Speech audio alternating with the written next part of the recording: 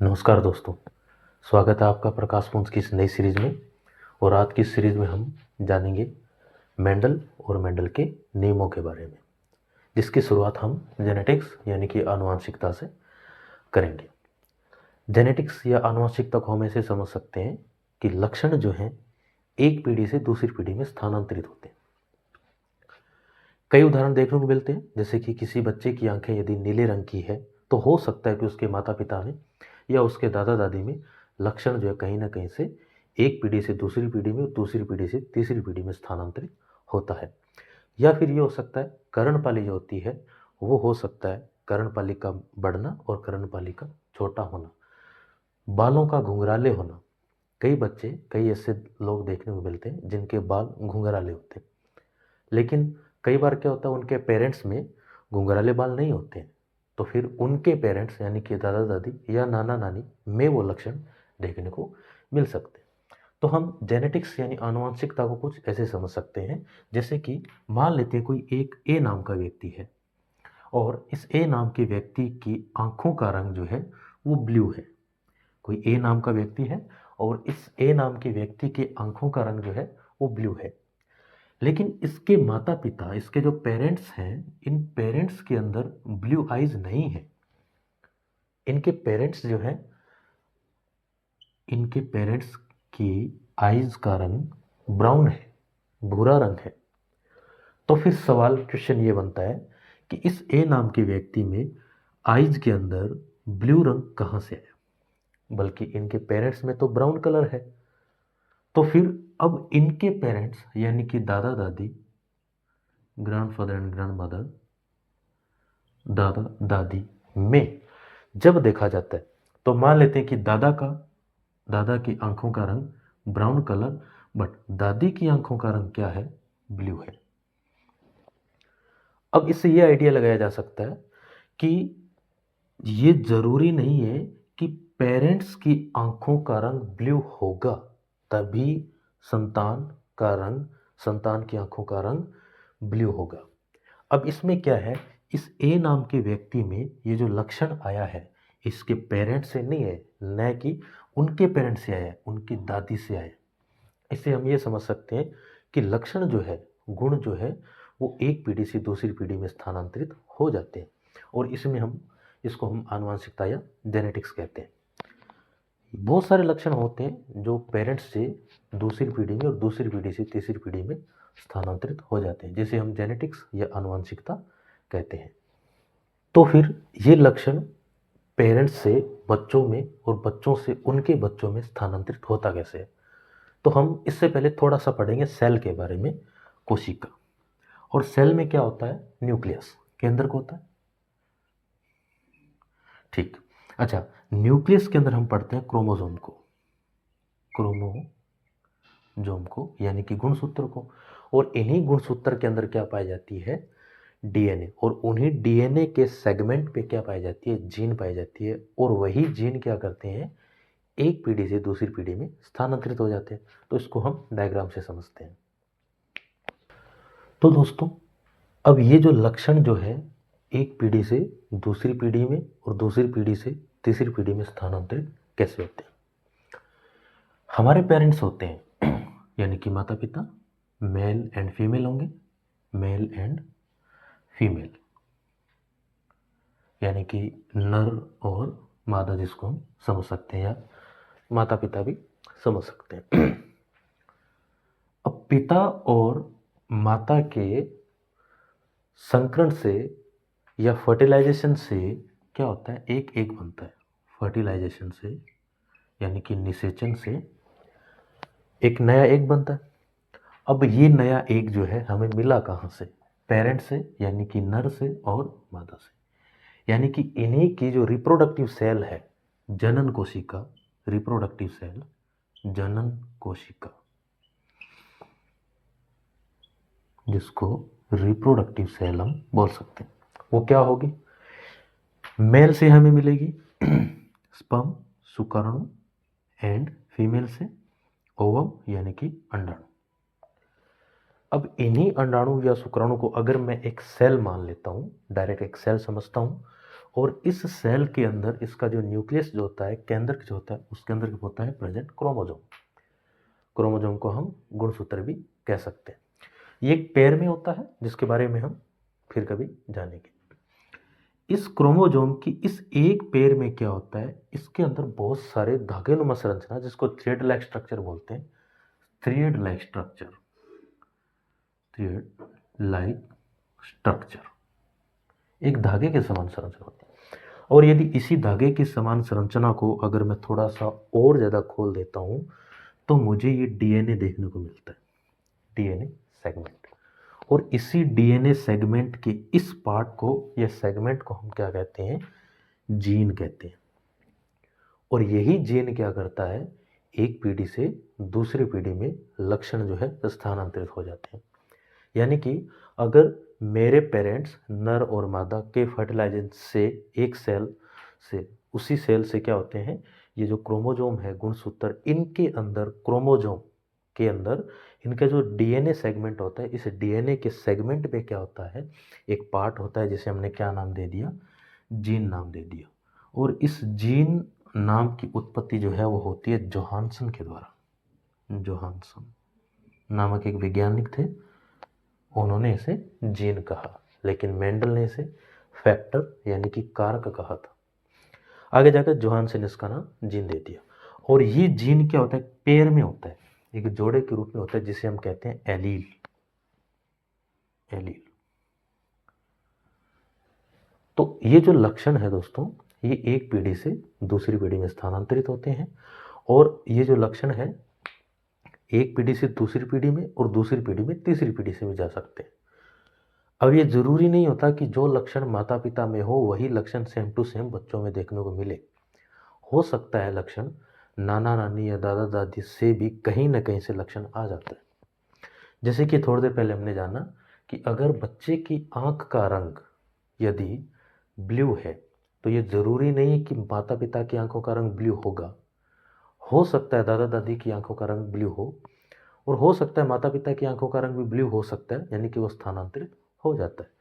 तो ये लक्षण हमें कहाँ से मिलते हैं, ये हमें हमारे पेरेंट्स से मिलते हैं, माता पिता से, दादा दादी, या जो कुल होता है उस कुल में कहीं ना कहीं से लक्षण चले जाते हैं। और ये इस प्रोसेस है, यानी कि जो क्रोमोजोम है, इन्हीं क्रोमोजोम के डीएनए सेगमेंट में हमें जीन मिलते हैं, और यही जीन क्या करते हैं, एक जगह से दूसरी पीढ़ी में स्थानांतरित हो जाते हैं, जिसको हम आनुवंशिकता या जेनेटिक्स में पढ़ते हैं। आनुवंशिकता पर अध्ययन, मुख्यतः अगर आनुवंशिकता पर अध्ययन का अगर नाम आए तो उसमें हम सबसे पहले हमें याद आता है मेंडल। मेंडल। लेकिन क्या मेंडल पहले थे? मेंडल जो है आनुवंशिकता के अध्ययन पर रिसर्च करने वाले पहले नहीं थे। उससे पहले जे कोलर यूटर एक साइंटिस्ट थे, नोडिन एक साइंटिस्ट थे, गार्टनर जैसे वैज्ञानिकों ने भी रिसर्च की थी, जिसमें जे कोलर यूटर ने क्या किया था, तंबाकू के पौधों पर भी रिसर्च किया था, लेकिन सफलता नहीं मिली, क्योंकि जो तरीका मेंडल ने अपनाया था वो तरीका जे कोल्यूटर का नहीं था। लक्षणों का सही तरीके से चयन करना, सही प्लांट्स का चयन करना, ये सब बातें जरूरी होती है। और इनके बाद एक नए शख्सियत का जन्म होता है जिसे हम कहते हैं ग्रेगर जॉन मेंडल। तो जानते हैं ग्रेगर जॉन मेंडल के बारे में।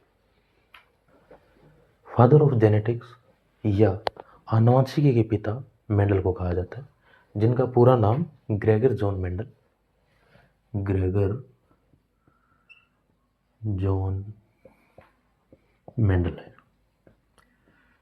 ग्रेगर का जन्म जो है 20 जुलाई 1822 को ऑस्ट्रिया के अंदर, ऑस्ट्रिया में हेंजनफोर्ड शहर के सिलेसिया गांव में होता है। सिलेसिया।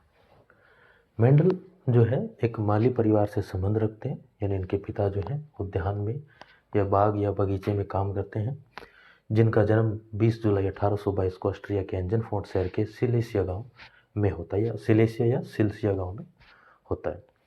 1842 में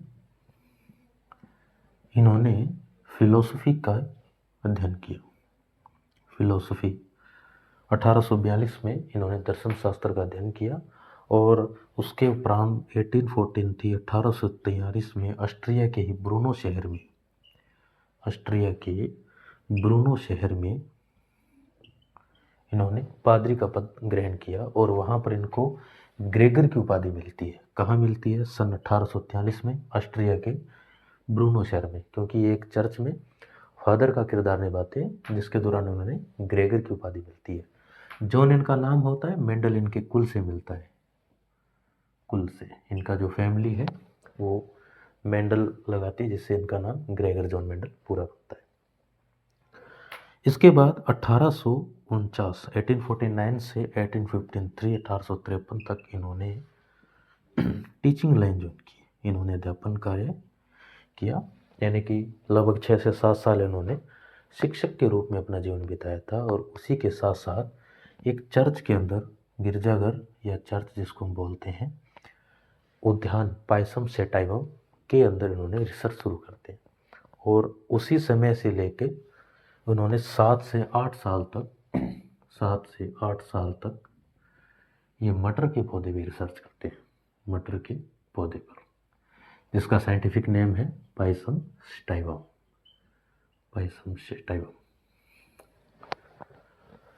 जब इन्होंने 7 से 8 साल का अध्ययन रिसर्च करते हैं तो उसके बाद 1886 में ब्रून सोसाइटी ऑफ नेचुरल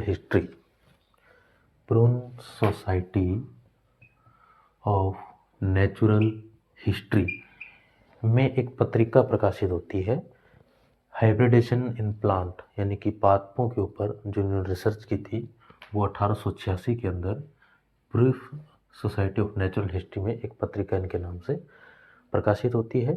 और 1900 सन के बाद में इनका जो कार्यभार है वो थोड़ा स्लो डाउन होने लग जाता है, इनको इतनी उपाधि नहीं मिलती है।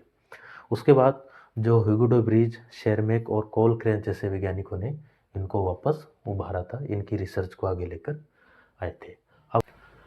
अब हम जानेंगे कि मेंडल ने मटर के पौधे को ही क्यों चुना। मटर के पौधे का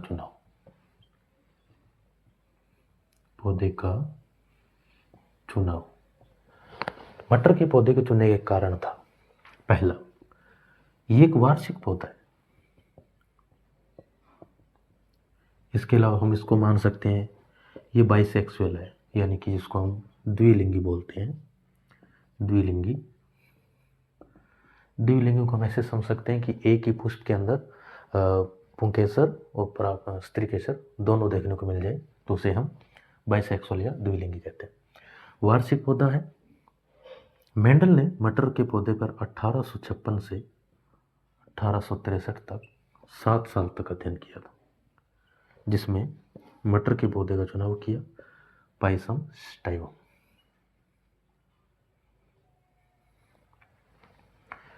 तो मटर के पौधे को चुनने का कारण क्या था? एक तो ये वार्षिक पौधा है, यानी कि एक साल में इसमें इससे ज़्यादा फसल उगाई जा सकती है। बाइसेक्सुअल है, द्विलिंगी है। मटर के पौधे पे उन्होंने 7 साल तक रिसर्च की थी, जिसे हम पायसम स्टाइगम कहते हैं।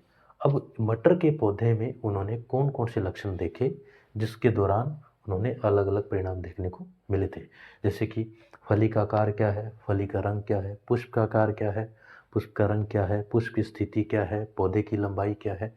ये 7 लक्षण मेंडल ने चुने थे और इन्हीं 7 लक्षण के आधार पर उन्होंने परिणाम प्राप्त किए थे।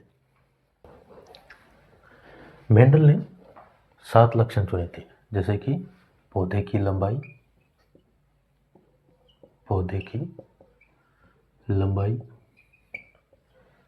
बीज का रंग, बीज का रंग, बीज का आकार, पुष्प का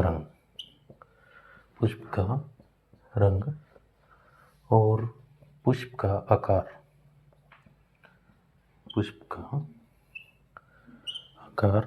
इसके अलावा हम सकते हैं फली का रंग, फली का रंग और फली का आकार। फली का आकार। अच्छा, इसमें दो लक्षण पढ़ेंगे अब। एक तो होगा प्रभावी लक्षण और एक होगा अप्रभावी। ये हम मेंडल के नियम जब अभी पढ़ेंगे आगे, उसमें हम जानेंगे कि प्रभावी लक्षण क्या होता है और अप्रभावी क्या है। फिलहाल हम ये देखते हैं कि मेंडल ने जो मटर के पौधे में जो लक्षण देखे थे, उन 7 लक्षणों का चुनाव क्या था। जैसे कि पौधे की लंबाई क्या हो सकती है, पौधे लंबाई लंबा हो सकता है, इसे हम प्रभावी लक्षण कहेंगे, डोमिनेंस, और इसको रिसेसिव, अप्रभावी। अप्रभावी, पौधा लंबा हो सकता है, पौधा बौनापन भी हो सकता है। अच्छा, बीज का रंग कैसे हो सकता है, यानी कि मटर के जो पौधे के जो बीज लिए थे, वो बीज कैसे हो सकते हैं। पीला रंग जो है प्रभावी लक्षण है और हरा रंग जो है अप्रभावी। बीज का आकार कैसा होगा, बीज का आकार जो है गोल होगा। गोल बीज यहाँ मटर के पौधे के अंदर, या मटर की पौधे की जो फली है उसके अंदर बीज का गोल होना इसका प्रभावी कैरेक्टर है, डोमिनेंस कैरेक्टर है। और उसका झुर्रीदार होना, रिंकल्ड, उसका अप्रभावी लक्षण है। पुष्प का रंग क्या हो सकता है, पुष्प का रंग होगा बैंगनी, पर्पल एंड सफ़ेद। पुष्प का आकार क्या हो सकता है, अक्षय, अक्षीय और अंतस्थ। अंतस्थ। उसके आकार फली का रंग क्या होगा, यहाँ फली का रंग हरा, यहाँ बीज का रंग पीला है प्रभावी कैरेक्टर में, और अप्रभावी में हरा है। लेकिन यहाँ पर फली का रंग जो है वो हरा प्रभावी होगा और पीला क्या होगा, अप्रभावी, रिसेसिव कैरेक्टर होगा। फली का आकार क्या हो सकता है, फूला हुआ, यानी कि फली जो है फूली हुई होगी, वो उसका प्रभावी है। और अगर ये चपटी है तो इसका क्या है, अप्रभावी लक्षण है। मेंडल ने ये 1856 के और 1863 के अंतर्गत 7 से 8 साल की रिसर्च है, जिसमें मटर के पौधे में उनको चुनना, क्योंकि वो वार्षिक पौधा था, उसके अलावा बाइसेक्सुअल था, आसानी से उपलब्ध था, उसके अंदर अलग अलग लक्षण देखने को मिलते थे। एक पौधे, मटर के पौधे के अंदर उन्होंने एक जो मटर का पौधा था उसमें इतने लक्षण देखने को मिले, यानी कि पौधे की लंबाई क्या हो सकता है, अगर उसका प्रभावी कैरेक्टर क्या हो सकता है, पौधा लंबा हो सकता है, पौधा बौना हो सकता है, बीज का रंग क्या हो सकता है, पीला, येलो हो सकता है, एंड ग्रीन, हरा हो सकता है। 2 लक्षण चुने। बीज का आकार, यानी कि जो मटर के पौधे की जो फली होगी, उस फली में जो बीज होंगे, सीड्स होंगे, या जो पोड जिसको बोल रहे हैं, वो क्या हो सकते हैं, बिल्कुल राउंड शेप, गोल हो सकते हैं, और झुर्रीदार, यानी कि रिंकल, थोड़े से टेढ़े मेढ़े हो सकते हैं। पुष्प का रंग कैसा हो सकता है, बैंगनी, पर्पल हो सकता है। यहाँ कौन से पुष्प के रंग की बात हो रही है, मटर के पुष्प के रंग की बात हो रही है। आगे जब हम इसके नियमों को पढ़ेंगे, इंडिपेंडेंट ऑफ लो असॉर्टमेंट के बारे में पढ़ेंगे, तब उन नियमों में हम सिर्फ मुख्यतः 2 नियमों को पढ़ेंगे, एक तो पीला और हरा, और गोल और झुर्रीदार। इन 2 लक्षणों में 2 विप्रिय लक्षण हैं। इन्हीं के आधार पर हम मेंडल का तीसरा नियम, स्वतंत्र अपयूहन का नियम जिसे कहते हैं, उस पर रिसर्च करेंगे। लेकिन इसके अलावा जो लक्षण जो देखने को मिले थे, वो बैंगनी रंग पुष्प का है और सफ़ेद रंग पुष्प का है, यानी कि यहाँ पर प्रभावी लक्षण बैंगनी है, अप्रभावी लक्षण सफ़ेद है। पुष्प का आकार अक्षीय प्रभावी है, अंतस्थ उसका क्या है, अप्रभावी लक्षण है। फली का रंग, यहाँ पर मेंडल ने जो फली ली थी वो 2 थी, एक पौधे में 2 फलियाँ देखने को मिलती है, जिसमें एक फली का रंग क्या है, हरा है। तो यहाँ पर हरा रंग जो है इसका किसका है, प्रभावी लक्षण है, डोमिनेंस कैरेक्टर है। और अप्रभावी जो है वो क्या है, पीला रंग। फली चपटी हुई हो सकती है, फूली हुई हो सकती है, जिसका क्या है, प्रभावी लक्षण है। और फली अगर चपटी है तो ये मेंडल का अप्रभावी लक्षण है। ये एक विशेष पौधे में मेंडल ने उनके लक्षणों को चुना था ताकि वो अच्छे परिणाम दे सके।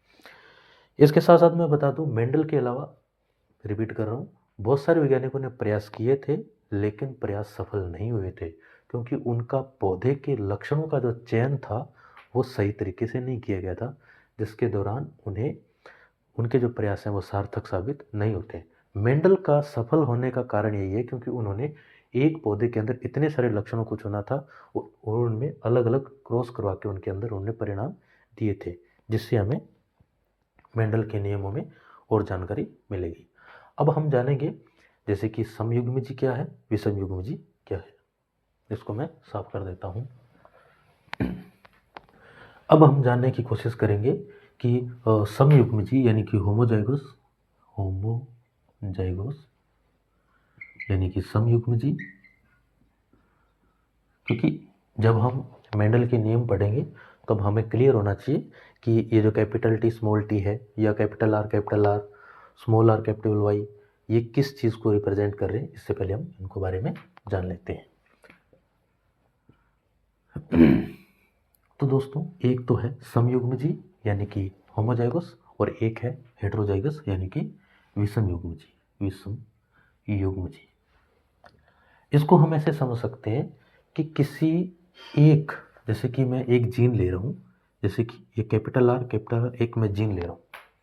जीन हमने थोड़ी देर पहले जाना था कि किसी क्रोमोसोम का जो डीएनए सेगमेंट है उसको हम क्या कहते हैं, जीन कहते हैं। इस जीन के अंदर ये जो जीन लिया है, इसके अंदर अगर ये पेयर इक्वल है, समान है, एलील अगर समान है, तो वो क्या हो जाएगा, समयुग्मजी हो जाएगा। विषमयुग्मजी किसमें कहेंगे, जिसमें पेयर क्या होगा, सेगमेंट जो होगा डीएनए के ऊपर जो सेगमेंट होगा जीन का, उसमें पेयर क्या होगा, अलग अलग होगा। यानी एक कैपिटल आर हो जाएगा, एक स्मॉल आर हो जाएगा। यहाँ कैपिटल आर और कैपिटल आर क्या है, समयुग्मजी है, होमोजाइगोस है। और इसी के साथ विषमयुगी यानी कि हेटेरोजाइगस जो capital R and small R है, जो किसको रिप्रेजेंट कर रहा है, विषमयुग्मजी कर रहा है। इसके अलावा हम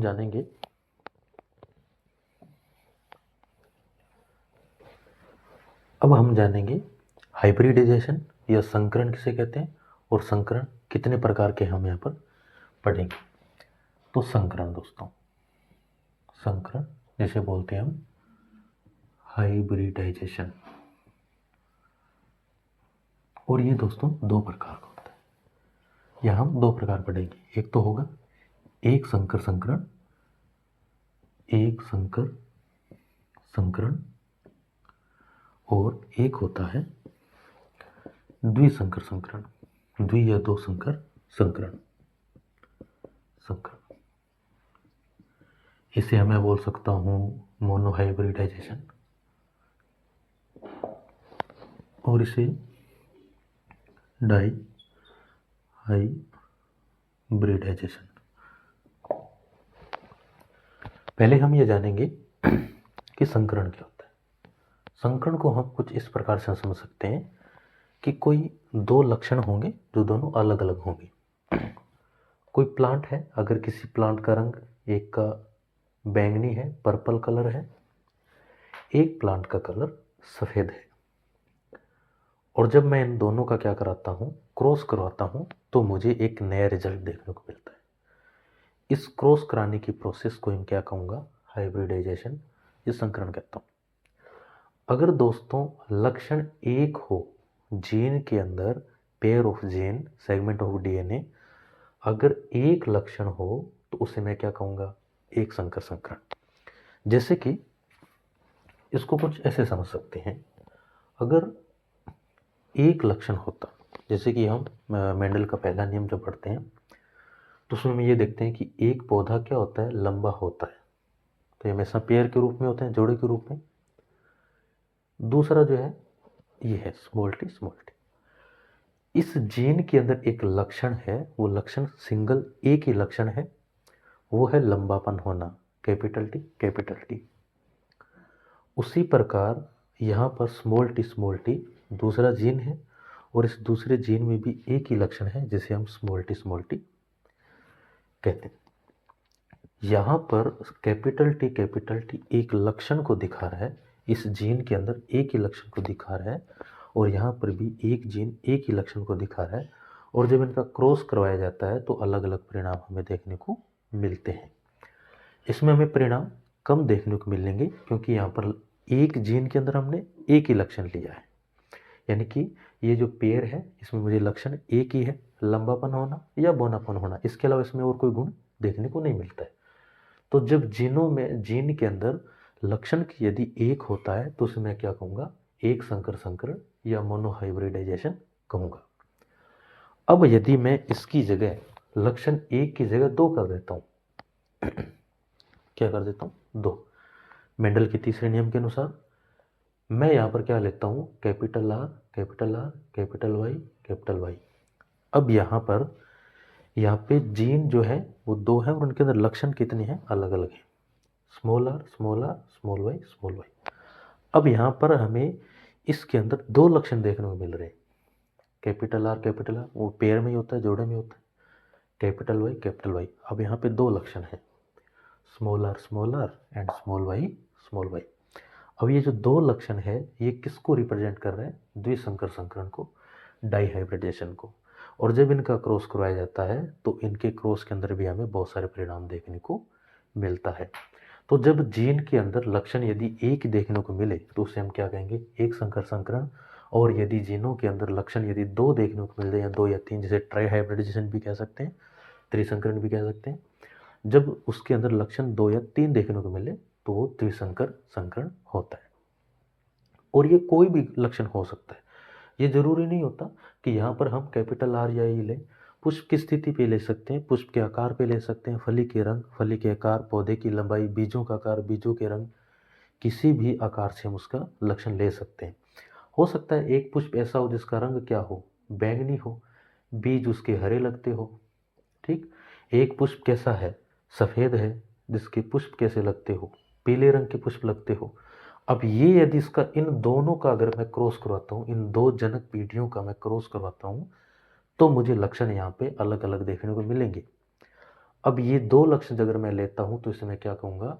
डिहाइब्रिडेशन या द्विसंकर संकरण कहेंगे। अगर मैं इसको सिर्फ बैंगनी कलर को लेता हूँ और यहाँ पे सफ़ेद रंग का करवाता हूँ तो इन दोनों में से कोई एक प्रभावी हो जाएगा। जैसे इसको मैं पर्पल को कैपिटल पी से मान लेता हूँ, सफ़ेद को मैं स्मॉल पी से मान लेता हूँ। तो जब इनका क्रॉस करवाएंगे तो इसके अंदर एक लक्षण क्या हो जाएगा? प्रभावी हो जाएगा, एक लक्षण अप्रभावी हो जाएगा। ये प्रभावी और अप्रभावी लक्षण हमें दोनों संकर में देखने को मिलेगा। जब मैं एक संकर संकरण को पढ़ाता हूँ और द्विसंकर संकरण को पढ़ाता हूँ तो दोनों के अंदर मुझे लक्षण अलग अलग देखने को मिलेंगे। यानी कि प्रभावी लक्षण मुझे एक संकर संकरण और द्विसंकर संकरण दोनों के अंदर देखने को मिलेगा। अब हम जानेंगे कि प्रभावी लक्षण और अप्रभावी लक्षण किसे कहते हैं।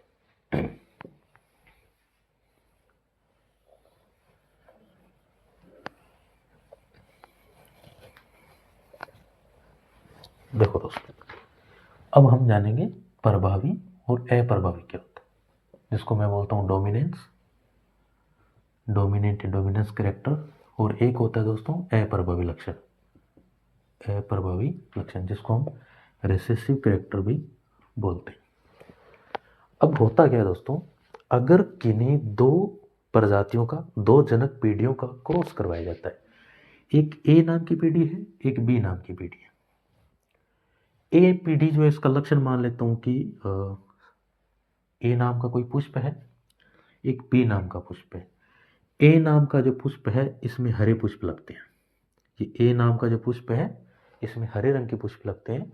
और बी नाम का पुष्प है इसमें वाइट कलर के पुष्प लगते हैं, सफ़ेद रंग के पुष्प लगते हैं। अब अगर मैं इन दोनों का क्रॉस करवाता हूँ, संकरण करवाता हूँ, तो मुझे रिजल्ट ये मिलता है ए और बी। लेकिन जब इसकी बाह्य आकार की मैं देखता हूँ फिनोटाइप, तो ऊपर से तो ये ए और बी है, लेकिन इसके अंदर रंग मुझे हरा देखने को मिल रहा है। अब इसके अंदर कैपिटल बी इसके अंदर छुपा हुआ है लेकिन रिप्रेजेंट नहीं हो रहा है। इसको हम ऐसे समझ सकते हैं कि जब 2 जनक पीढ़ियों का क्रॉस करवाया जाता है तो एक पीढ़ी के लक्षण जो है बाहरी रूप से दिखाई देते हैं, जिसे कहते हैं डोमिनेंस कैरेक्टर या प्रभावी लक्षण। लेकिन एक लक्षण क्या होता है? छिप जाता है, वो लक्षण दिखता नहीं है। उस लक्षण हम क्या कहते हैं? अप्रभावी लक्षण या रिसेसिव कैरेक्टर बोलते हैं। मेंडल का पहला नियम यही है दोस्तों, प्रभाविता का नियम। प्रभाविता के नियम के अनुसार क्या होता है? मेंडल एक लेता है लंबा पादप और एक लेता है बोना पादप। तो जब इन दोनों का क्रॉस करवाता है तो हमें कुछ परिणाम देखने को मिलते हैं। यानी कि कुछ पादप हमें लंबे देखने को मिलते हैं, कुछ पादप हमें लंबे देखने को मिलते हैं और कुछ पादप हमें बोने देखने को मिलते हैं। तो अगर इस स्मॉल टी का मतलब क्या है, बौनापन, और कैपिटल टी का मतलब लंबापन। अब इसमें यहाँ पर ये 3 प्लांट अगर आपको लंबापन देखने को मिल रहा है, इसका मतलब यहाँ कैपिटल टी जो है प्रभावी लक्षण है। और अगर यहाँ पे स्मॉल टी नहीं मिल रहा, एक प्लांट में देखने को मिल रहा है, तो इसका मतलब ये लक्षण क्या है, अप्रभावी है, ये छुपा हुआ लक्षण है। लेकिन दोस्तों इसका मतलब ये नहीं है कि ये लक्षण छुप गया है, ये लक्षण हमें आगे देखने को मिलता है। जैसे कि हमने शुरुआत में बात की थी कि अगर ए नाम के व्यक्ति के आंखें नीले रंग की है, पिता और माता की आंखों का रंग भूरा है, तो इसका मतलब लक्षण कहाँ से आया, इसका मतलब है कि लक्षण हमें कहीं और से देखने को मिल रहा है। तो हो सकता है कि उनके दादा दादी या नाना नानी से वो लक्षण हमें प्राप्त हुआ होगा। इसे हम प्रभावी और अप्रभावी लक्षण कहते हैं। अब हम जानेंगे मेंडल के नियमों के बारे में। मेंडल ने मुख्यतः 3 नियम दिए थे। लॉ ऑफ डोमिनेंस, जिसे हम कहते हैं प्रभाविता का नियम। एक नियम है लॉ ऑफ सेग्रेशन या प्योर गैमेट्स भी बोलते हैं, शुद्धता का नियम। और तीसरा नियम है लॉ ऑफ इंडिपेंडेंट असॉर्टमेंट, जिसे बोलते हैं पृथक्करण का नियम। तो देखो दोस्तों, शुरुआत करते हैं। Law of inheritance, law of inheritance यानी कि वंशागति के नियम, और 3 नियम दिए थे, जिसमें एक है प्रभाविता का नियम, प्रभाविता का नियम जिसे कहते हैं law of dominance, law of dominance एक नियम था। दूसरा नियम जो था वो है पृथक्करण का नियम, पृथक्करण का नियम, या इसे मैं बोल सकता हूँ शुद्धता का नियम भी बोलते हैं, शुद्धता का नियम।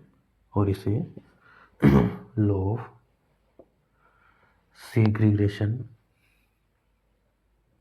सेग्रीगेशन भी बोलते हैं, लॉ ऑफ प्योरिटी गैमेट्स भी बोलते हैं।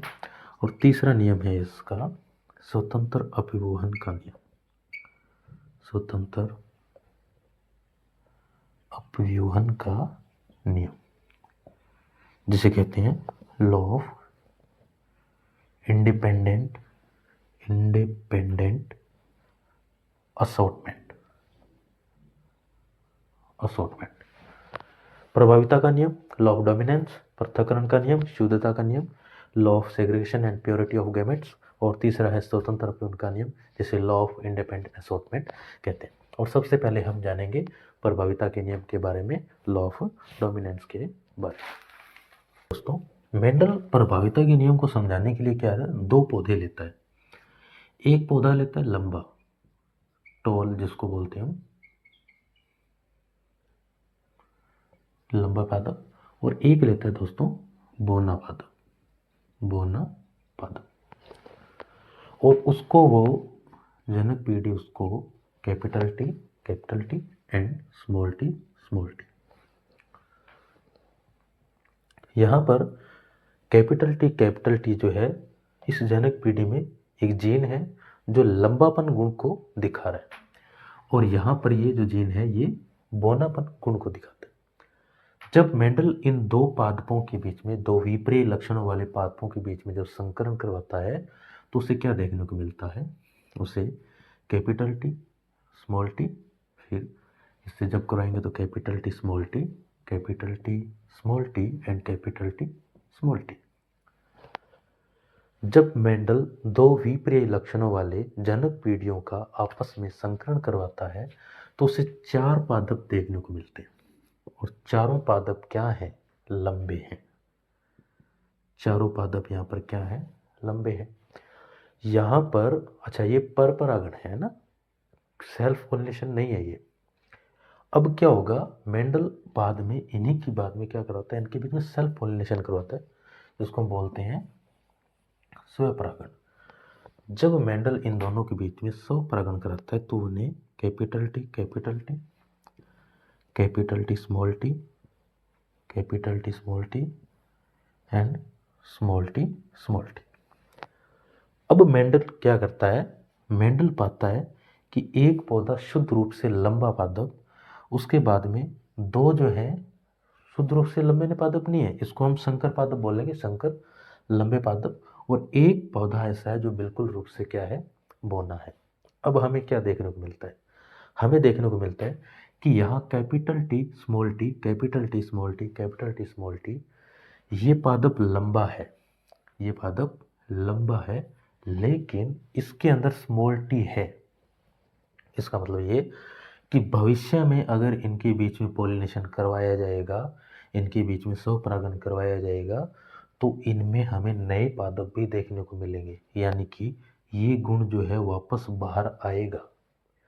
फिलहाल यहाँ कैपिटल टी जो है प्रभावी है, कैपिटल टी प्रभावी है, स्मॉल टी क्या है, अप्रभावी है। यानी कि जब इन दो विपर्य लक्षणों वाले पादपों का संकरण करवाया तो हमें 4 पादप प्राप्त हुए, यानी कि बाहरी आकार की, जब बाहर से इनको देखते हैं बाहरी आकार की, तो ये चारों पादप हमें लंबे दिखते हैं।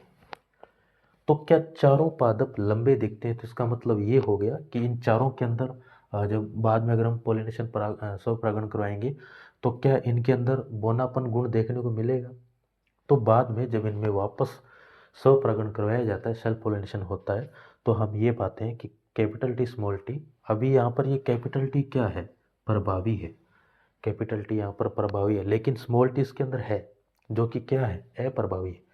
ये अप्रभावी लक्षण हमें कहीं ना कहीं दोबारा मिलेगा। ये हमें जो अप्रभावी लक्षण कहाँ से आया था, यहाँ से। जब इनका हम क्या कराते हैं, क्रॉस करवाते हैं, तो हमें 4 पादप मिलते हैं। अनुपात क्या होगा, अगर इसका मैं फिनोटाइप अनुपात निकालूं, यानी कि इसका बाहरी आकारिकी के रूप में अनुपात होगा, तो सभी पौधे 3 पौधे लंबे हैं, 75% और 25%। कैसे, कैपिटल टी प्रभावी है, यहाँ कैपिटल टी प्रभावी है और यहाँ कैपिटल टी प्रभावी है। कुल मिला के इसका मतलब हम ये समझ सकते हैं कि कैपिटल टी का जो लक्षण है, जो गुण है, वो ज़्यादा है, और स्मॉल टी एक शुद्ध रूप से बौना पादप है जो कि क्या है, 25% है। अब यहाँ पर कैपिटल टी क्या है, अप्रभावी है, यहाँ ये कैपिटल भी अप्रभावी है, लेकिन ये गुण जो है छिप गया है। तो जो गुण छिप जाता है उसे कहेंगे हम अप्रभावी। अब अगर इसका अनुपात निकालें तो होगा 3:1। वो इसलिए क्योंकि capital T capital T capital T और कैपिटल टी, इसका मतलब तीनों पादप जो है, तीनों प्लांट्स क्या हैं, लंबे हैं। एक पौधा क्या है, बौना।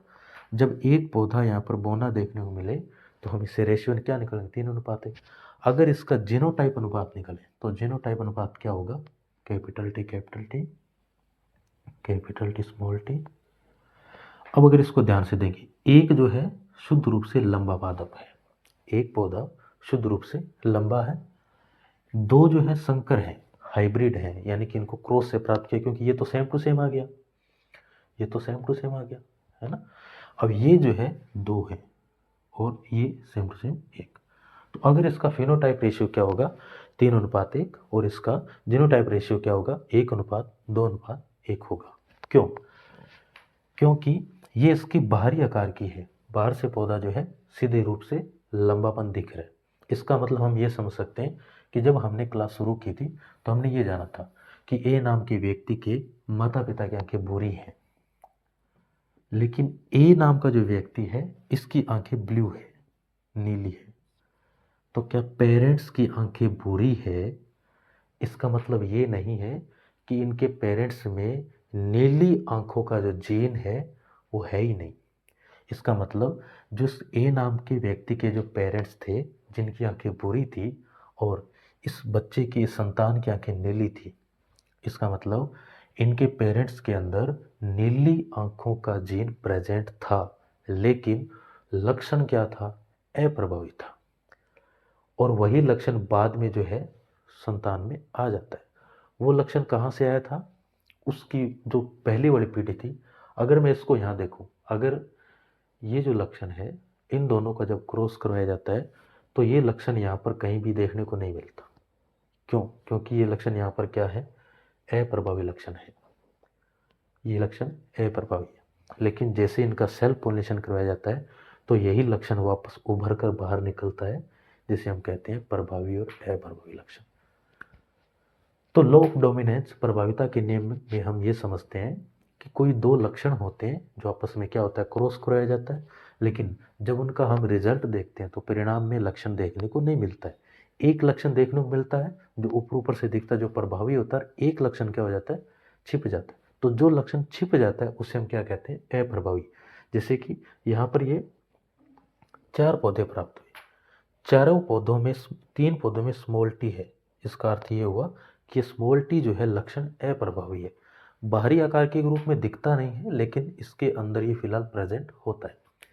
इससे हम ये भी समझ सकते हैं कि हमारे अंदर अगर पेरेंट्स का कोई जीन है, लेकिन फिलहाल हमारे अंदर वो दिखता नहीं है, हो सकता है कि भविष्य में आने वाली जो पीढ़ी होगी वो लक्षण हमारे अंदर नहीं है, लेकिन उस आने वाली पीढ़ी के अंदर हमें देखने को मिलेगा, क्योंकि वो लक्षण फिलहाल अप्रभावी है, लेकिन आने वाली पीढ़ी में वो लक्षण प्रभावी रूप से देखने को मिल सकता है। तो इसने इसे जो है मेंडल ने लॉ ऑफ डोमिनेंस या प्रभाविता का नियम कहा था। मेंडल के नियम का, प्रभाविता के नियम का मूल्यांकन, या फिर एक चीज़ और हम जानेंगे, व्यवहारिक महत्व जो है वो क्या है, व्यवहारिक महत्व। अब जैसे ही मेंडल ने मटर के पौधे पे प्रभाविता का नियम दिया, तो उसके बाद एक वैज्ञानिक थे कोल कोरेंस ने जो है मटर और मक्का के पौधे पर मूल्यांकन किया। उसके बाद शेरमक नामक वैज्ञानिक, उन्होंने मटर के पौधे पे रिसर्च की। उसके बाद ह्यूगो डी ब्रिज नामक वैज्ञानिक ने पुनः मक्का के पौधे पे रिसर्च की। उसके बाद बेटसन आते हैं, और बेटसन ने जो है प्लांट्स और एनिमल्स पे इसी रिसर्च को दोबारा मूल्यांकन किया था। उसके बाद आते हैं डेवनपोर्ट नामक एक वैज्ञानिक आते हैं, और डेवनपोर्ट जो है मुर्गियों पे रिसर्च करते हैं, मुर्गियों पे, कॉक पे रिसर्च करके देखते हैं कि क्या ये प्रभाविता का नियम लागू होता है। उसके बाद एक साइंटिस्ट आते हैं हर्स्ट जो है खरगोश पे, रैबिट पे वो रिसर्च करते हैं। यानी कि मेंडल जो है, मेंडल के प्रभाविता के नियम के बाद इन वैज्ञानिकों ने क्या किया, इसी चीज़ का मूल्यांकन किया, दोहराया कि क्या व्यवहार जो प्रभाविता का नियम है क्या ये लागू होता है। कोल कोरेंस थे, शेरमेक थे, ह्यूगो डे ब्रिज थे, बेटसन थे, डेवनपोर्ट थे, हर्ष थे, एक तोयामा थे। इन वैज्ञानिकों ने अलग अलग चीज़ों पे दोबारा रिसर्च की और प्रभाविता के नियम को चेक किया था। अगर आपसे पूछे कि व्यवहारिक महत्व क्या है, तो व्यवहारिक महत्व हम ये समझ सकते हैं, किसी भी जनक पीढ़ी में अगर कोई लक्षण प्रभावी है जिसका दुष्परिणाम या हमें लाभदायक वो देखने को मिले, तो हम उस एक लक्षण को छिपा सकते हैं या उस लक्षण को दबा सकते हैं। बिजनेस पर्पस से इस महत्व को, इस नियम को काफ़ी लागू किया गया है, जैसे कि दुग्ध उत्पादन में, मछली उत्पादन में, मुर्गी पालन में, इन चीज़ों में प्रभाविता के नियम को लागू किया जाता है, जहाँ पर जिस लक्षण की आवश्यकता होती है उसी लक्षण को बढ़ावा दिया जाता है और एक लक्षण को दबा दिया जाता है। तो मेंडल के प्रभाविता के नियम का इन साइंटिस्ट, इन वैज्ञानिकों ने मूल्यांकन किया, और उसका व्यवहारिक महत्व हम ये समझते हैं कि बिजनेस पर्पस से जो लक्षण हमें अप्रभावी हो उसको हम दबा सकते हैं, जो लक्षण प्रभावी हो, जिसका दैनिक जीवन में हमें लाभ मिलता हो, उस लक्षण को हम बढ़ा सकते हैं। तो ये मेंडल के प्रभाविता के नियम का क्या था, मूल्यांकन था। उसके बाद हम जानेंगे लॉ ऑफ सेग्रीगेशन, यानी कि पृथक्करण का नियम। मेंडल ने दूसरा नियम, पृथक्करण का नियम, पृथक्करण या शुद्धता का नियम जिसे कहते हैं, शुद्धता का नियम, लॉ ऑफ सेग्रीगेशन कहते हैं। इस नियम के दौरान मेंडल ये कहना चाहता है कि जब दो जनक पीढ़ियों का आपस में संकरण करवाया जाता है, जैसे कि अगर कैपिटल टी एक जनक पीढ़ी है जिसमें एक जीन है, लंबापन होना इस जीन के अंदर एक गुण है, और स्मॉल टी एक गुण है। मेंडल कहता है कि जब इन दोनों का हम संकरण करवाते हैं तो F1 पीढ़ी में जो प्रथम पीढ़ी है उसके अंदर हमें एक रिजल्ट देखने को मिलता है जिसे बोलते हैं कैपिटल टी स्मॉल टी। यहाँ पर हमें एक लक्षण देखने को मिला है और वो लक्षण है लंबापन। अब पृथक्करण का नियम या शुद्धता का नियम ये कहता है कि जब यहाँ पर दो विपरीत लक्षणों का क्रॉस करवाते हैं और करवाने के बाद भी लक्षण जो है आपस में मिलते नहीं हैं, पृथक पृथक रहते हैं, और जब उनका वापस सेल्फ पॉलिनेशन करवाया जाता है तो उसके अंदर भी ये शुद्धता का नियम का पालन करते हैं, यानी कि रिजल्ट जो है एज इट इज देखने को मिलेगा। यानी कि इसको मैं ऐसा समझ सकता हूँ कि अगर यहाँ पे एक पुष्प लिया जाए पर्पल कलर और एक पुष्प लिया जाए वाइट कलर, अब यदि इनका क्रॉस करवाया जाए तो इन दोनों में से कोई एक ही रिजल्ट देखने को मिलेगा जो प्रभावी लक्षण होगा उसका। ये कभी नहीं होगा कि पर्पल और वाइट मिलकर हमें कोई तीसरा कलर देखने को मिले, थर्ड कलर जो है हमें देखने को नहीं मिलेगा। और पृथक्करण के नियम और शुद्धता के नियम में वो यही समझाना चाहते हैं कि यहाँ पर ये जो जीन है, ये एलील जो हैं, ये अलग अलग रहते हैं, पृथक पृथक रहते हैं, आपस में मिलते नहीं हैं। ये इसको ऐसे समझ सकते हैं कि यहाँ शुद्धता के नियम का पालन हो रहा है, यानी कि जब रिजल्ट जो मिलेगा वो हमें इन दोनों में से कोई एक रिजल्ट देखने को मिलता है, जिसे क्या कहा जाता है, शुद्धता का नियम या पृथक्करण का नियम कहते हैं। और हम देख भी सकते हैं जब मेंडल ने एक लंबा पौधा लिया था, एक बौना पौधा लिया था, जब दोनों का क्रॉस करवाया जाता है तो सारे के सारे पौधे प्रथम पीढ़ी में लंबे प्राप्त होते हैं। होना क्या, इस सिस्टम अगर होता तो क्या हो सकता है, यदि इस नियम का विरुद्ध होता तो क्या होता, एक लंबा इतना एक बौना पौधा, तो इसके बीच का कोई सेगमेंट हमें देखने को मिलना चाहिए था। अगर ऐसा होता तो वो इस नियम के विरुद्ध होता। तो मेंडल ये कहना चाहते हैं कि अगर एक लंबा पौधा लिया है, एक बौना लिया है, इन दोनों में से ये रिजल्ट अलग अलग रहेंगे, यानी कि हमें कभी भी ऐसा पौधा नहीं मिलेगा जो इन दोनों के बीच में होगा। ये ऐसे समझ सकते हैं कि एक पिंक कलर का फ्लोर है, एक रेड कलर का फ्लोर है, तो ये कभी नहीं होगा कि पिंक और रेड मिलके कोई तीसरा कलर ऑरेंज मिल जाए, या ब्लू या वाइट मिलके कुछ ब्लैक वगैरह बन जाए, ऐसा कभी नहीं होगा। तो इस नियम से हम ये समझ सकते हैं, लॉ ऑफ सेग्रीगेशन जो है, पृथक्करण का नियम, यानी कि जीन के जो लक्षण हैं वो हमेशा पृथक पृथक रहते हैं, वो कभी भी आपस में मिलते नहीं हैं। प्रभावी हो सकता है, अप्रभावी हो सकता है। दो कैरेक्टर में से एक कैरेक्टर जो होता है रिप्रेजेंट होता है, एक कैरेक्टर क्या हो जाता है वहाँ पर दब जाता है। शुद्धता का नियम भी हम इसे इसलिए समझ सकते हैं क्योंकि यहाँ पे जो लक्षण है वो शुद्ध रूप से प्राप्त होंगे। ऐसा नहीं होगा कि लक्षण आपस में मिल जाएंगे और कोई तीसरा लक्षण हमें देखने को मिले। इसको हम ऐसे भी समझ सकते हैं कि मान लेते हैं कोई दो जीव है और उन दो जीवों के संकट से मान लेते हैं कि एक जीव का जो है कलर जो है वाइट है, एक का रेड है, तो रिजल्ट क्या आएगा, रिजल्ट ये नहीं होगा कि वाइट और रेड कलर मिक्स होके कोई मिल जाए, या यहाँ पर मैं कह दूँ कि यहाँ ब्लैक है, यहाँ ब्लैक है, तो रेड और ब्लैक मिलेगा, कोई तीसरा कलर हमें देखने को मिलेगा, ऐसा नहीं होगा।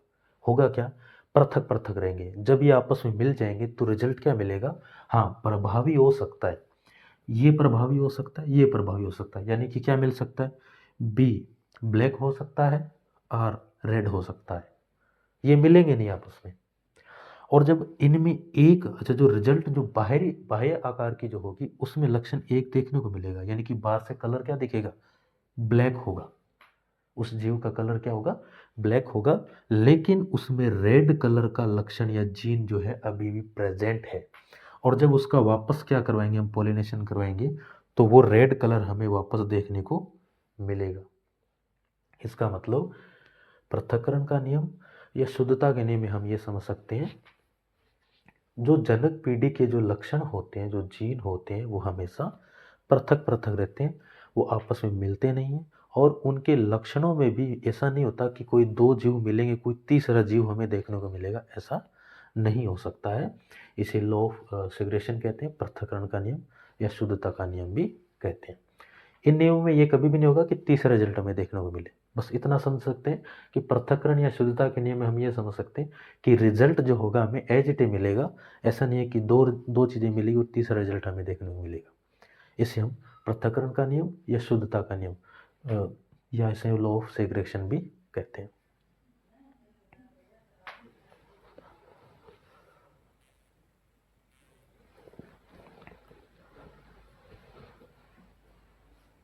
तो जब मेंडल ने पृथक्करण या शुद्धता का नियम दिया था, तो मेंडल ने यह बताया कि जो आनुवांशिक गुण जो है, ये जो जीन जो है, एक पीढ़ी से दूसरी पीढ़ी में स्थानांतरित हो जाते हैं, लेकिन इसका कारण क्या है वो मेंडल नहीं बता पाए थे, क्योंकि मेंडल के पास इस क्षमता का निचोड़ नहीं था, जवाब नहीं था कि ऐसा क्यों हो रहा है।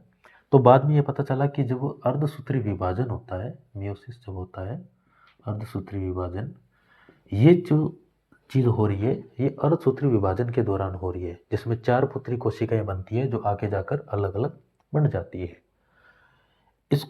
इसका महत्व क्या है? इसका महत्व हम ये समझ सकते हैं कि जीन जो है एक पीढ़ी से दूसरी पीढ़ी में स्थानांतरित हो जाते हैं। महत्व को समझ रहे हैं? महत्व का मतलब है कि इस नियम से हम इसका क्या महत्व समझ सकते हैं। इस नियम से हम ये महत्व समझ सकते हैं कि जीन जो है एक पीढ़ी से दूसरी पीढ़ी में स्थानांतरित हो जाते हैं। लक्षण जो है ये कभी भी दबे नहीं रहते। ऐसा नहीं है कि एक कोई प्रजाति थी जिसके हमेशा घुंघराले बाल थे और वो प्रजाति एक बार आई उसके बाद खत्म हो गई, ऐसा नहीं है। वो जो लक्षण है वो एक पीढ़ी से दूसरी पीढ़ी, दूसरी पीढ़ी से तीसरी, तीसरी से चौथी पीढ़ी, अगर ऐसा नहीं तो कहीं ना कहीं वो लक्षण जो है एक पीढ़ी से अन्य पीढ़ी में स्थानांतरित हो जाता है। इसे इसका महत्व से हम समझ सकते हैं।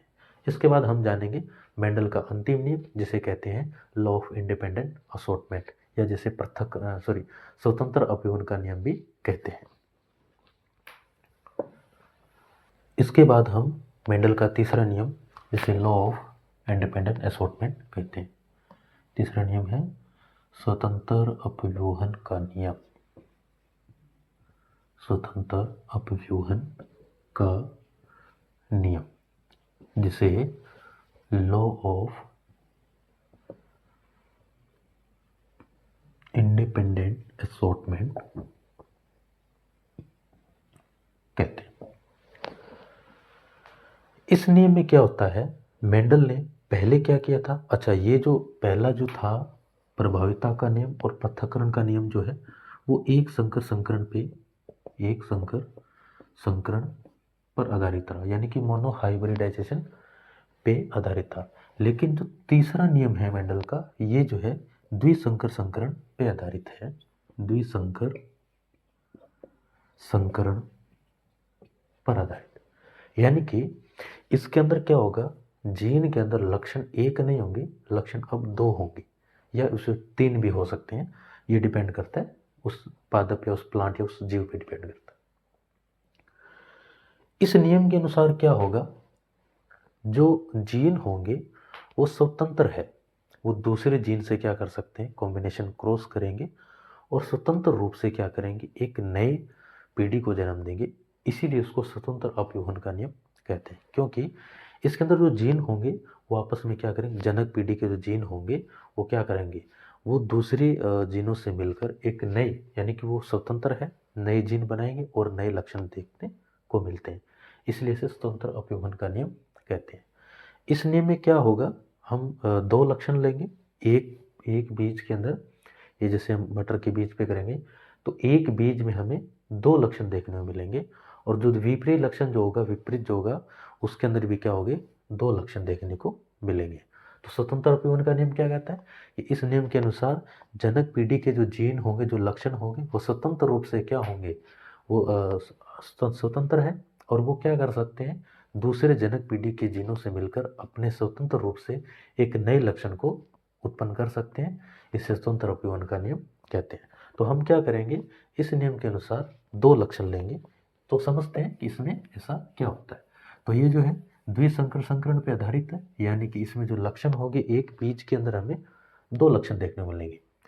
पहले नियम में हमने ये पढ़ा था कि जैसे प्रभाविता का नियम था, तो प्रभाविता लॉ ऑफ डोमिनेंस जो था, प्रभाविता का नियम, उस नियम में हमने ये पढ़ा, पौधा या तो लंबा हो सकता है, पौधा या तो लंबा हो सकता है, या पौधा बौना हो सकता है। एक बीज के अंदर एक जो जनक पीढ़ी है उसमें एक ही लक्षण लिया गया है। यहाँ पर हम क्या करेंगे, एक बीज के अंदर हम 2 लक्षण लेंगे, यानी कि एक बीज है capital R, capital R, capital Y, capital Y, अब यहाँ पर एक पेयर है जीन का, जो कैपिटल आर किसको रिप्रेजेंट कर रहा है कि गोल बीज है, और एक है कैपिटल वाई जिसका मतलब है कि ये पीला है। एक है स्मॉल आर और स्मॉल वाई, मतलब कि हरे झुर्रीदार ग्रीन कलर होगा, और इनके बीच में क्या होगा, झुर्रीदार होंगे, रिंकल्ड होंगे। जैसे समझ सकते हैं कि बीज क्या होगा, गोल होगा, एक्यूरेट गोल होगा, लेकिन इसका रंग कैसा होगा, पीला। अब यहाँ पर बीज का गोल होना एक लक्षण और बीज का रंग पीला होना दूसरा लक्षण। यहाँ क्या होगा, बीज झुर्रीदार होगा, झुर्रीदार मतलब ये टेढ़ा मेढ़ा होगा, इस पर रिंकल झुर्रियाँ देखने को मिलेगी, लेकिन इसका रंग क्या होगा, हरा होगा। तो जब एक बीज के अंदर, एक जनक पीढ़ी के अंदर हमें दो लक्षण देखने को मिले, तो उसको हम द्विसंकर संकरण भी कह सकते हैं, और ये मेंडल का तीसरे नियम में हमें देखने को मिलता है। अब क्या होगा, जब इनका क्रॉस करवाया जाता है, तो अभी ये क्या है, विपरीय लक्षण है, विपरीत लक्षण है, गोल और पीला। लेकिन जब इनका क्रॉस करवाया जाता है, तो क्रॉस से क्या होगा, हमें एक बीज देखने को मिलता है, capital R, capital Y, small Y, capital R, small R, and capital Y, small Y. यानी कि जब इनका क्रॉस करवाया जाता है, संकरण करवाया जाता है, तो मुझे गोल पीले बीज देखने को मिल रहे हैं। यहाँ पर capital R, capital Y, small Y आपस रूप में स्वतंत्र है, और नए बीज का बनाना या चुनना ये स्वतंत्र रूप से बना सकते हैं, इसलिए इसको स्वतंत्र प्यून का नियम कहते हैं। क्योंकि ये इंडिपेंडेंट है, इनके जो जीन है वो इंडिपेंडेंट है, वो किसी भी जीन के साथ मिलकर एक नए लक्षण को उत्पन्न कर रहे हैं। अब हमें यहाँ एक चीज़ और देखने को मिल रही है, मेंडल का पहला नियम लागू हो रहा है, कैपिटल आर यानी कि ये गोल है लेकिन स्मॉल आर, उसके बाद कैपिटल वाई यानी कि पीला है, और स्मॉल वाई अप्रभावी हो गया। यहाँ पर जो बाहरी आकार की है, अगर इसको बाहर से देखेंगे तो बीज गोल है, रंग इसका पीला है, लेकिन ये झुर्रीदार भी है और ये हरे रंग का बीज भी है। यहाँ पर कैपिटल आर जो है प्रभावी लक्षण है, और स्मॉल आर जो है अप्रभावी लक्षण है। अब हम क्या करेंगे, इसकी एक टेबल बनाते हैं और टेबल बनाकर इसको समझने का प्रयास करते हैं। तो दोस्तों मेंडल का ये थर्ड लॉ है। थर्ड लॉ क्या है, law of independent assortment. Independent assortment, इस नियम में क्या होता है, दो जनक पीढ़ियां हैं, दो हैं, और दोनों बीजों में क्या है, लक्षण अलग अलग है। पहले प्रभाविता के नियम में, पृथक्करण नियम में हमने देखा कि लक्षण क्या था, एक ही था, जैसे लंबापन या बौनापन एक लक्षण था, लेकिन यहाँ पर दो लक्षण है। कैपिटल आर जो है गोल को रिप्रेजेंट कर रहा है, और कैपिटल वाई जो है पीले रंग को रिप्रेजेंट कर रहा है। या स्मॉल आर जो है झुर्रीदार है, और स्मॉल वाई जो है हरे रंग को रिप्रेजेंट कर रहा है। जब दोनों को क्या करवाया जाता है, क्रॉस करवाया जाता है, तो हमें जो है गोल और पीले बीज देखने को मिला, गोल और पीले बीज देखने को मिलते हैं। और जब गोल और पीले बीज, अब यहाँ पर जो है ये कैपिटल आर जो है प्रभावी है, यानी कि इस बीज का गोल होना प्रभावी लक्षण है, लेकिन इसका मतलब ये नहीं है कि जब इनका सेल्फ पॉलिनेशन करवाएंगे तो सारे गोल ही होंगे, नहीं, कुछ बीज हमें झुर्रीदार भी मिलेंगे, क्योंकि यहाँ स्मॉल आर जो है, स्मॉल वाई जो है अप्रभावी लक्षण है, जो आगे हमें देखने को मिलेगा। कैपिटल वाई, अब कैपिटल वाई का मतलब हम क्या समझ रहे हैं, कैपिटल वाई का मतलब समझ रहे हैं कि ये पीला रंग है, लेकिन इसका मतलब ये नहीं है कि ये बीज अगर पीला है तो जब इनका हम सेल्फ पॉलिनेशन करवाएंगे तो सारे के सारे पीले मिलेंगे, हमें डिफरेंट रिजल्ट देखने को भी मिलेंगे, क्योंकि यहाँ पर स्मॉल वाई जो है ये क्या है, अप्रभावी लक्षण है, और अप्रभावी लक्षण जो होता है ये दूसरी पीढ़ी में हमेशा बाहर आ ही जाता है। तो जब इनका सेल्फ पॉलिनेशन करवाया जाता है तो हम इसको चार बीजों में बांट देते हैं, और इन चारों का जो वापस क्या करवाया जाता है, सेल्फ पॉलिनेशन करवाया जाता है, तो हमें कुछ बीज देखने को मिलते हैं। जैसे कि यहाँ पर कैपिटल आर और कैपिटल वाई, ये जो लक्षण है ये प्रभावी लक्षण है। यहाँ जो सेकंड पोजीशन जो है इनकी, उसको हम नहीं नोटिस कर रहे हैं, हम सिर्फ फर्स्ट पोजीशन को नोटिस कर रहे हैं। Capital R, capital Y, capital R, capital Y, capital R, capital Y, and capital R, capital Y. पांचवा बीज capital R, capital Y, capital R, sorry capital R, capital Y, capital R, capital Y, capital R, capital Y, और उसके बाद ये capital R, capital Y. इसका मतलब ये हो गया कि कैपिटल आर और कैपिटल वाई वाले जो बीज हैं, जिसको हमने नाम दे रखा है गोल पीला, और ये बीज हो गए हमारे 9 बीज। ठीक, यह यहाँ लिख देता हूँ मैं, गोल पीले बीज जो हैं, गोल पीले बीज जो हैं कैपिटल आर और पीला रंग कैपिटल वाई, ये हमारे पास 9 बीज आ गए। फिर आता है, इसको हम ऐसे कह सकते हैं, गोल पीले के बाद जो है लक्षण देखो, ये लक्षण कैपिटल आर जो है, ये बीज क्या है, गोल है, बीज क्या है, गोल है, लेकिन स्मॉल वाई लगा है यहाँ पर। स्मॉल वाई का मतलब ये हो गया कि ये हरे रंग है। तो गोल हरे बीज जो हैं ये कितने हैं, गोल हरे बीज कितने हैं, एक ये रहा capital R small Y, capital R small Y and capital R small Y. इसका मतलब 3 बीज जो है वो कौन से हैं, गोल और पीले हरे बीज हैं।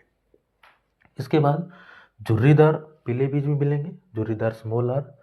अच्छा, तो स्मॉल आर और हमें देखने को मिल रहा है स्मॉल आर और कैपिटल वाई, यानी कि झुर्रीदार है लेकिन पीले हैं, झुर्रीदार हैं, रिंकल है बट येलो कलर है, झुर्रीदार पीले बीज जो हैं।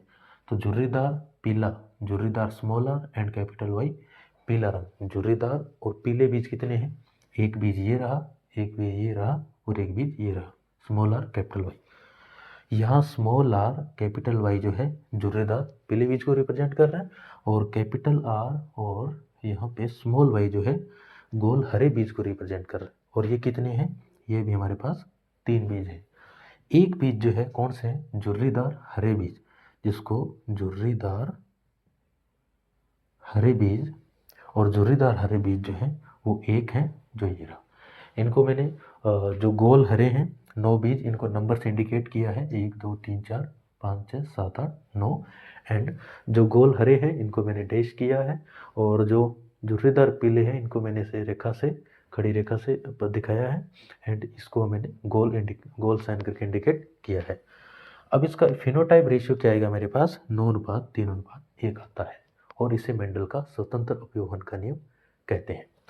मेंडल के स्वतंत्र अपव्यूहन में ये देखा था कि जो 2 जनक पीढ़ियाँ होती है वो आपस में क्या होती है, स्वतंत्र रूप से फ्री होती है, और वो आपस में मिलकर नए जनक पीढ़ियों के नए लक्षण वाले बीजों को उत्पन्न करती है।